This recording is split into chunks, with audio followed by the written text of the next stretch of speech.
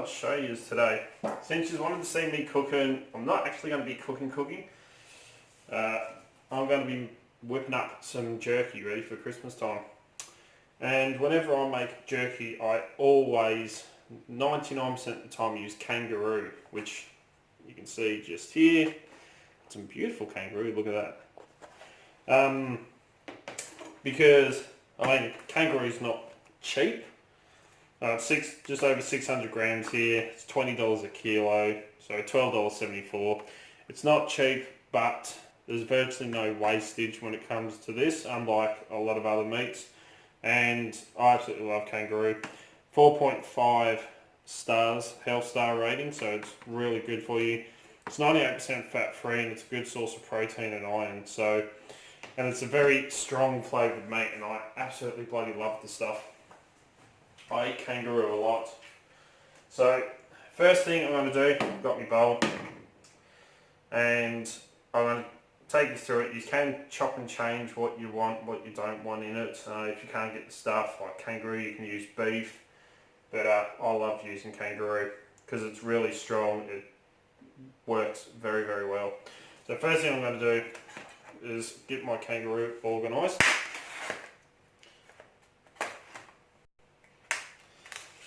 And you want a very sharp knife. Just have a look at that. There's like next to no fat. You get a little bit of silver skin which you got to take off, but other than that, it works extremely well for jerky. And I might move this camera down a bit more, so you kind of see. So just washed my hands. So you do get a little bit of silver skin come up on some of your kangaroo, but that's alright. And you don't want to go with the grain, because then you end up with really chewy jerky. So I'm going to slice it across the grain.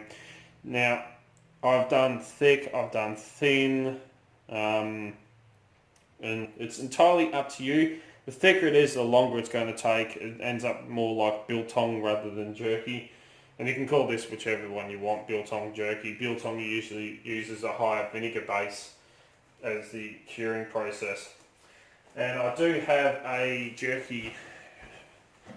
You can, if you want, I'm just going to move that camera again so I can get into the cupboard. Where did I put it?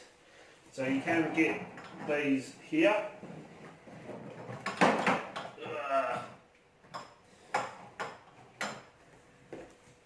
So you can buy these packs where you make jerky, mesquite, hickory, cracked black pepper and garlic, Cajun, original. This has, your curing salt, your pink salt, and all that in it. I haven't used this one yet. I bought it my brother bought it, I should say, not me, for me to test out. And I'm going to do that at another stage. Not just yet. I wanted to show you what I usually make and how I normally do it. But you can, if you don't want to do all this, you can just buy your meat, one of these packs, and make your own, because I'm only making a small batch, and this is enough to make up 20 pounds of whole muscle meat, or 2 pounds of ground beef, in total ground meat, in total 10 pounds of ground meat. So, yeah, it's entirely up to you, but I thought I'd show you this way. So I got my roux on the bench, and yes, I am barefoot in the kitchen. I'm going to remove any silver skin there is, but I'm going to have a look at this. It doesn't have to be perfect. I like that rustic looking jerky. Little bits here, bigger bits there. And if you want to flatten it out a bit more,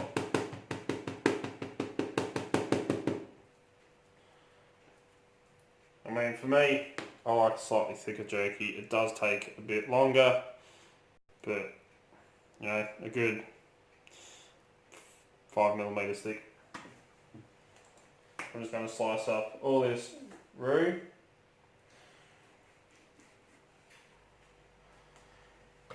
Throw them in.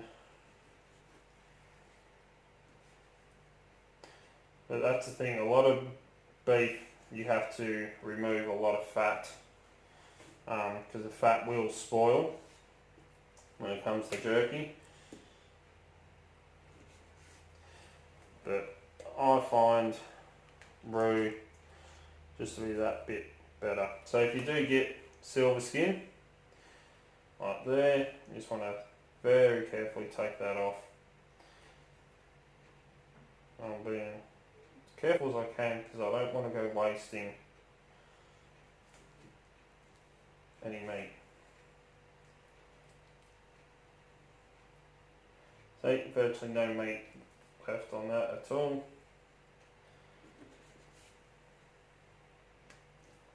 That's the thing, there's like no fat in kangaroo. It's amazing. So again, I'm looking at the grain with my roux.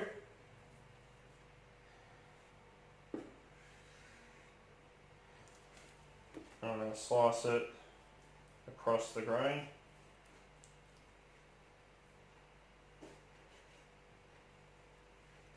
And a lot of this I will thin out when I lay it down on the tray. At the moment this is just the marinating process. Prep work, mise en place.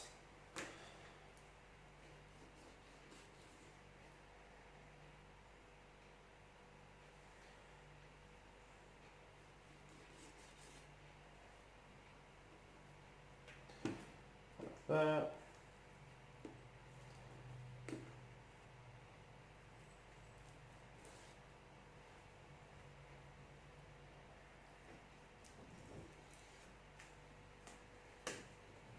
So curing the meat with nitrates, such as curing salt, does make it last longer.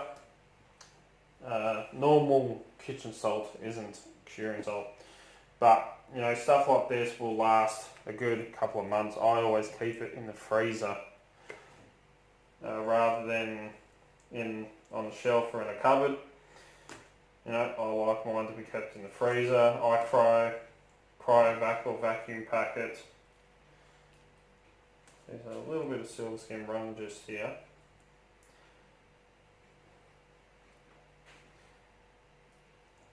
I'll get in under that. And silver skin can be difficult because she's like a ligament. And if you leave that in, it's like chewing on a bloody rubber band, I'll tell you what.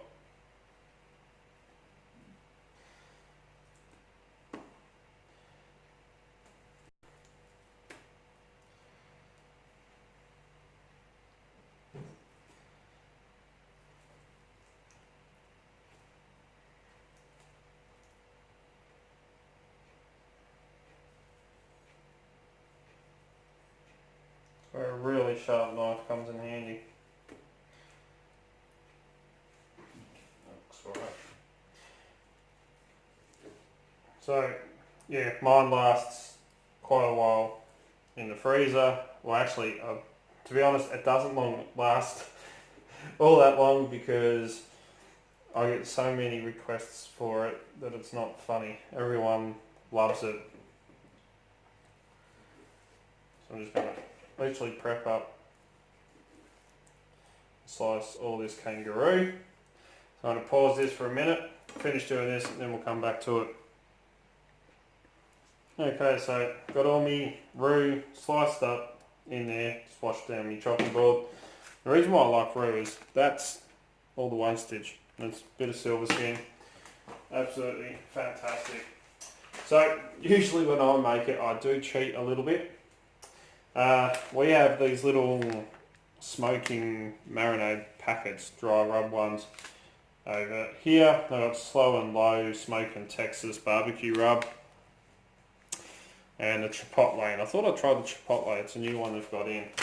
But I use that as kind of like my base, and then I build up on top of that. So, you know, I don't just like to use that. You can do if you want to cheat, but I like to build up and add more onto mine. So one of the things I'm well known for when I make jerky is making some really hot bloody chili that burns your bottom on the way out quite a lot. Only because I'm a bit of a chili head. And I do have some left also.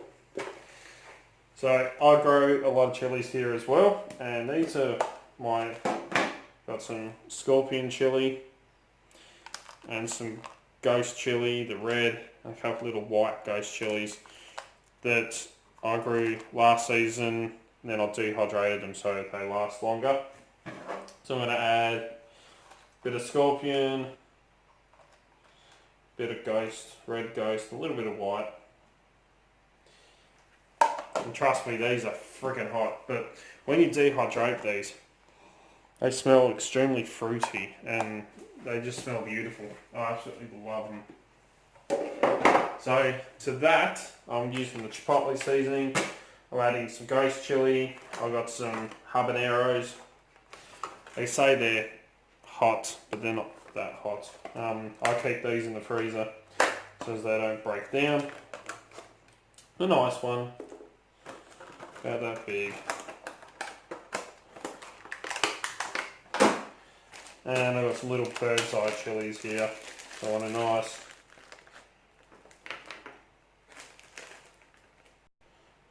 handful of them. I'll quickly pop these back in the freezer.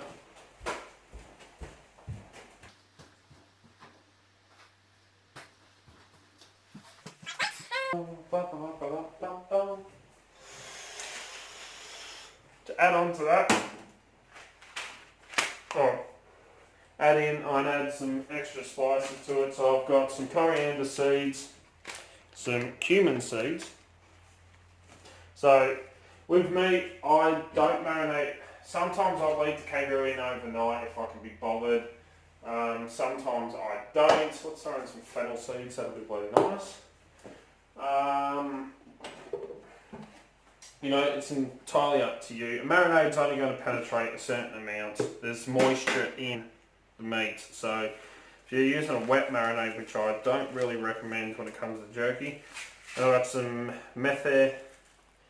Indian methane seeds, which is fenugreek, which is actually really good for you if you're a diabetic. Get Casato method, which is the fenugreek leaves, and just for that extra little note on top, I've got some aniseed. So I do have a base, but I like to add a lot into it just to enhance the base that's already there. And when it comes to using spices, buy them in whole, don't get the pre-ground stuff.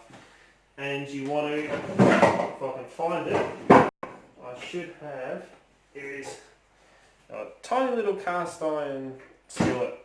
And all I do with that, put it on about medium heat, and I'll take my seeds, and you want to always buy your seeds in whole. They last a hell of a lot longer, they taste a hell of a lot better than that ground stuff. Let me move that way a bit. And the amount I want for that, I'm going to very lightly, and you always want to toast them off. First, I want a good couple of teaspoons of cumin. I love the smell of cumin, love the taste of cumin. Remember Robin Williams in a TV show when he was on one of the TV shows. He's cooking with this lady, you know how Robin Williams was, and she has a bit of, in America they call it cumin, and he goes, knock knock, come in. So some coriander seeds. I love coriander. Again, I grow fresh coriander outside in the veggie garden. You don't want to burn these, you just want to toast them and get some of the oils that are encapsulated in the seeds out. It brings out a lot more of the flavour, a lot more of this aroma, and it wakes them up, as they say. some fenugreek seeds. Not so many of them because they can be quite bitter. Use too many. Just half teaspoon of that. About a good teaspoon and a bit. You know, very precise measurements here.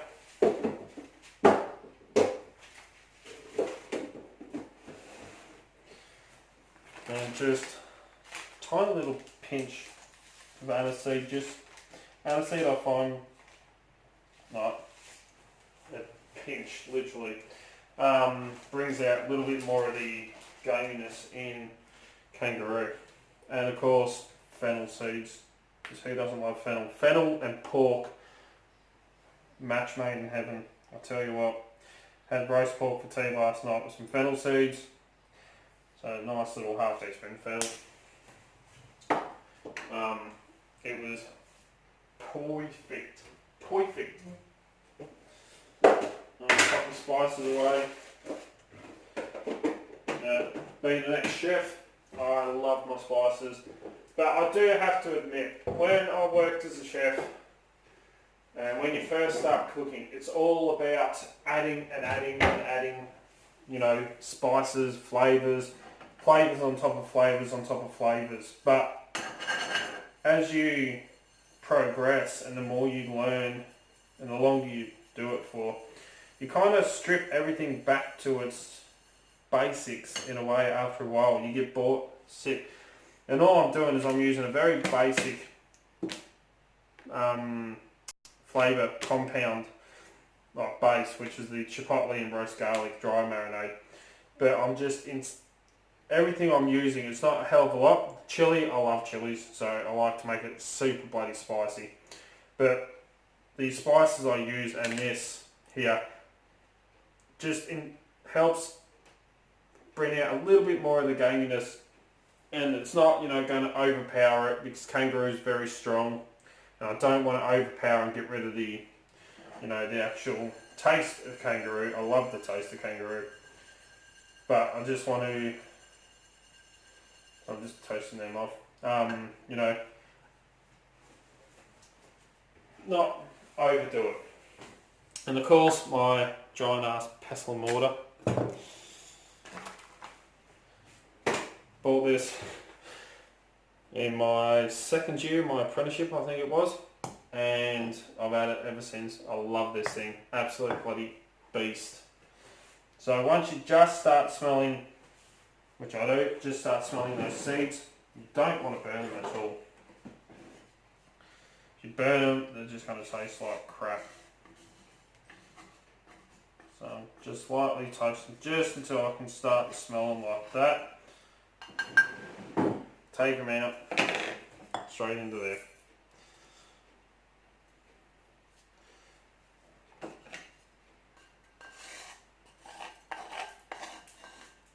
And one on the floor for my homies. Sit that over here to cool down.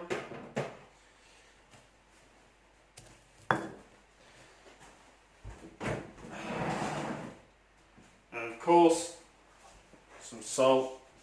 I add the salt in with the spices just as a little bit of a coarse, little bit of coarse compound in there to help break them down. Now you can go as fine as you want.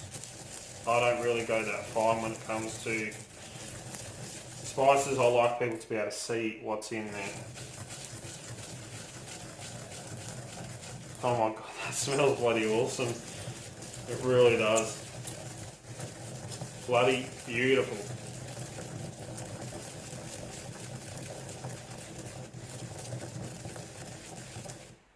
Just enough like that, look. Boom. Bob's your uncle, finish your hand. A little bit of a grind. It's quite coarse still. Have a look. So you can still see, you know, bits of shells, seeds from the coriander. Smells absolutely fantastic. Let's have a little.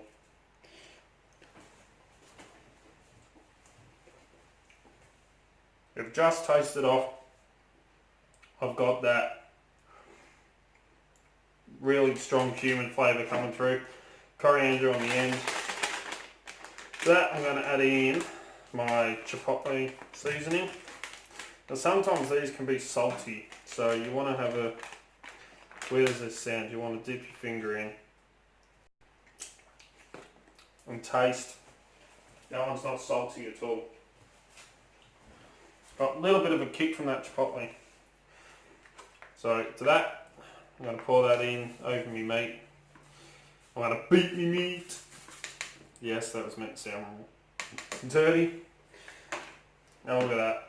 That just looks, to me, it's like what it gets up your nose. The dust. Gonna add my spices in.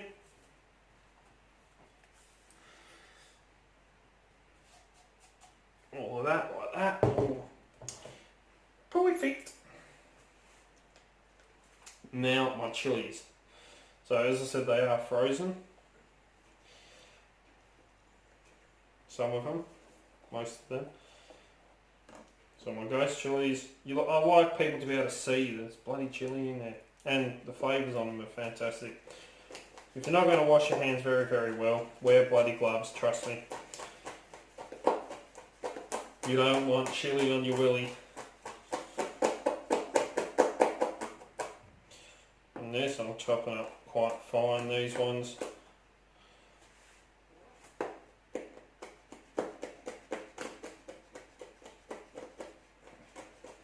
And the reason I'm using a couple of different chilies is it's not just for the heat. Chilies have different flavours. You know, some are a bit more fruity than others. It's all comes down to the type of chili. And yeah, they all have a different flavour compound, different compounds that, you know, complexities to them. They're not just about heat, which a lot of people think they are.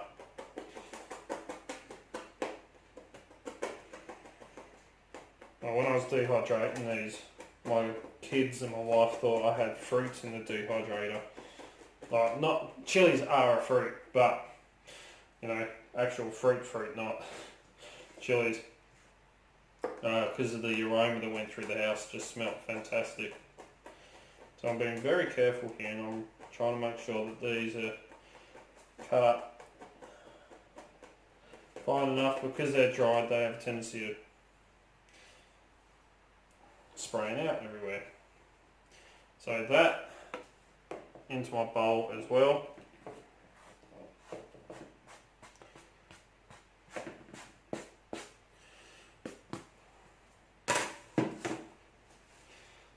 These little bird's eye chilies.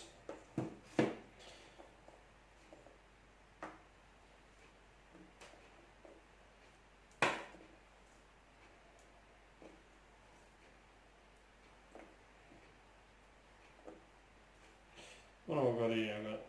I've got about a handful. Very precise measurements around here. Then we're gonna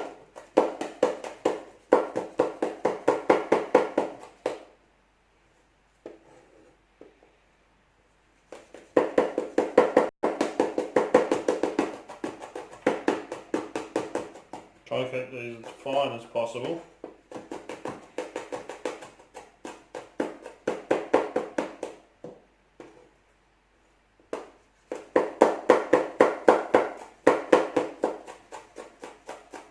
Seeds and all, why take out the membrane in the seeds? It's where it contains a lot of flavour and a lot of heat.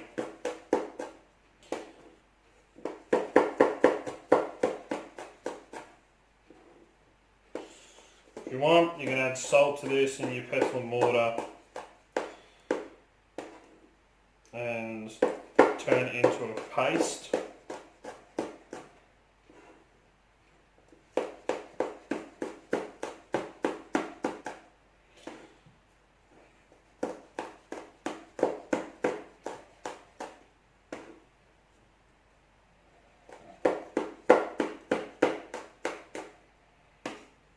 So I mean, that's a nice handful of chilli, you know. And these have a different flavour to the habanero. Habanero has a different flavour to the scorpions. It's, you don't, now this is the bit you don't have to add If you don't like chili, you don't have to add it. And your base compounds, you know, you can use a bit of, if you just like a simple but elegant jerky, you can use a mix of ground ginger,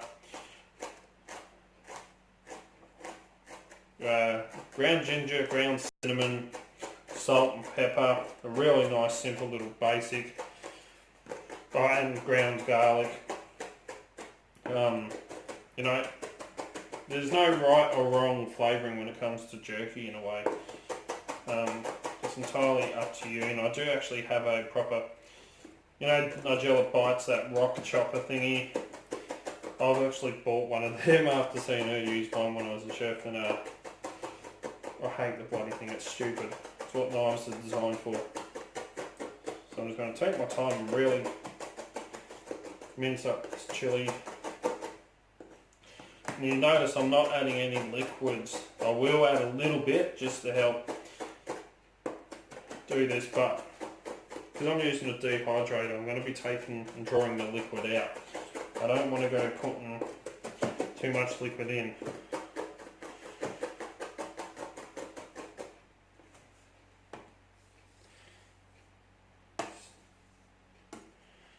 You want to remove the liquid.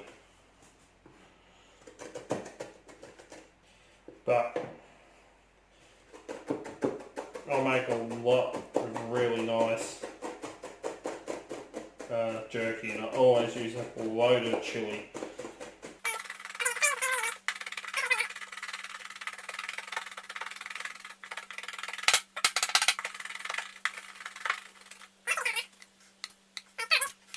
Whenever you use a knife on a chopping board, don't scrape with the blade, use the back of your bloody knife, otherwise you're going to destroy it. And all that oil and juice out of the chili, you can kind of see coming up. Nice little pink juice on the knife there, that as well. Want all of that in there. And my habanero.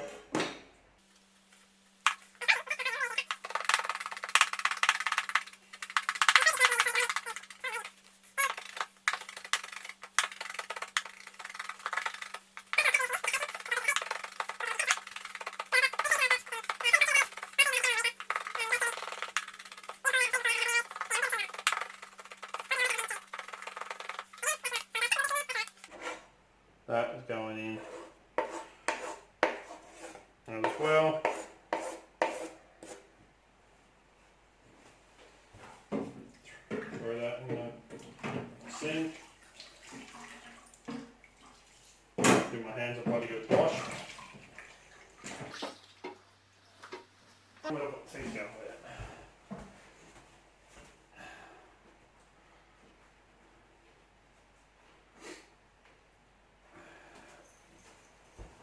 Key ingredient, pepper, seasoned bloody everything, salt and pepper, whether it be a salad dressing, a salad itself, beef jerky.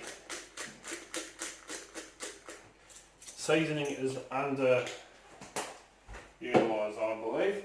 I love seasoning everything. So I'm going to add a nice bit of salt, so it helps to dry everything out, helps to slightly cure. It's not a proper cure,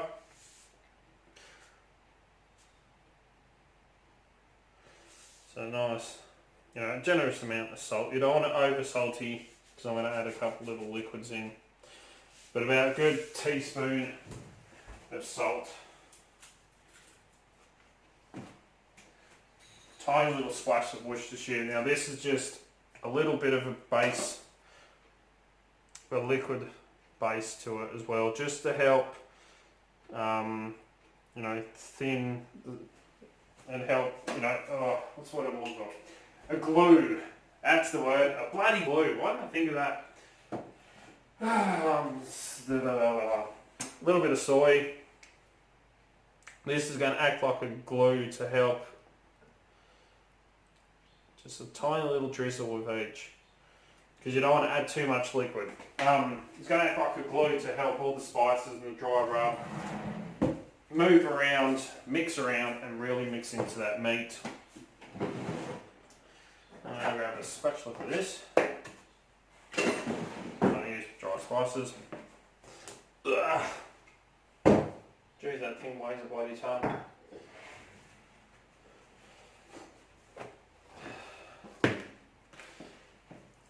And I'm just going to give it a really good mix around to begin with. And a little trick that I won't tell you that I find works quite well is be rough. Be really rough, you know. With your mixing, make sure it's all mixed really bloody well. But in a way, you're kind of breaking down the muscle fibres.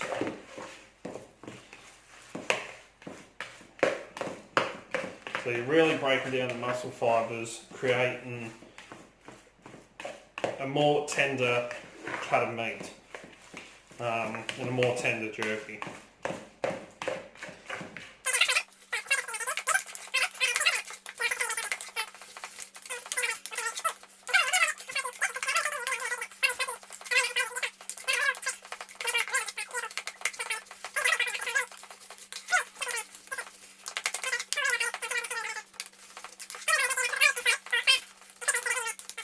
Tough. And I wish you had smell vision on this, because you'd smell this smells bloody amazing.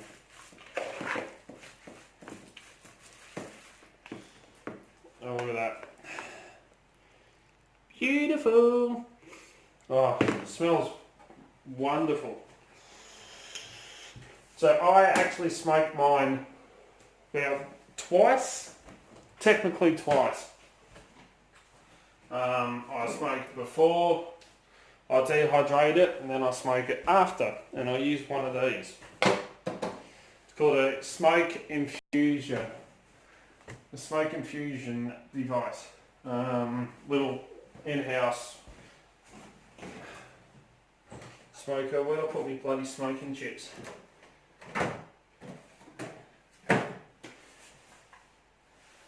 Let me pause this camera for a second and find where I put my little things of wood chips. 1 second. Okay, so I found them. I've got applewood and hickory, and I'm going to use hickory. So these are little containers come with it, and it's almost like sawdust in there in a way. Tiny little wood chips. You want to make sure you got enough room for your smoke to sit in and be able to make contact with 99% of that meat. Going to put my hose in there. I'm going to grab some cling wrap.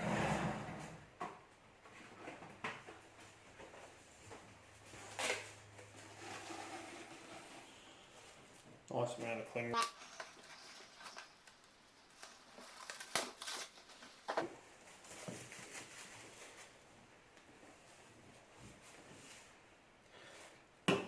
Sit that up.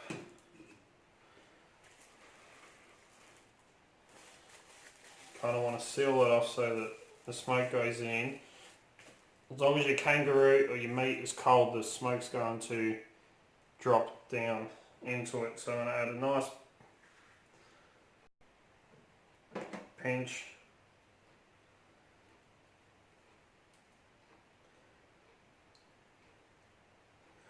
Hickory wood chips. Just a little one at the moment because a lot of that aroma is going to disappear. It's going to add a little hint, but the real intense stuff. So this has a little fan that sucks down by them. Just gently caress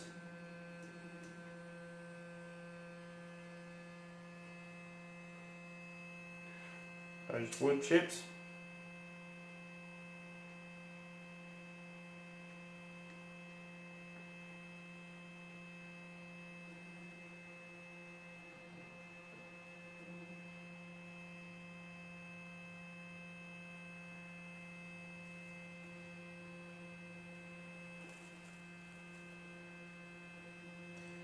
Just like that.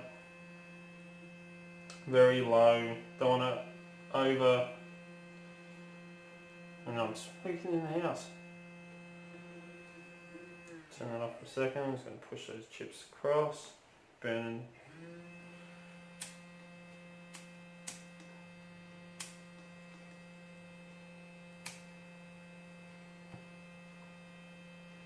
And you can see that's going a bit better now.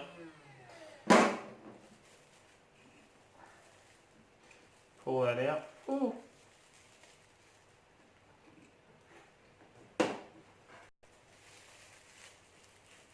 The roux is now going to sit in the fridge for a little bit. Enough time for me to go and hop on the ride on and mow the lawns. And then we'll come back and throw it in the dehydrator. So this will do for part 1. We'll come back and do part 2 next time.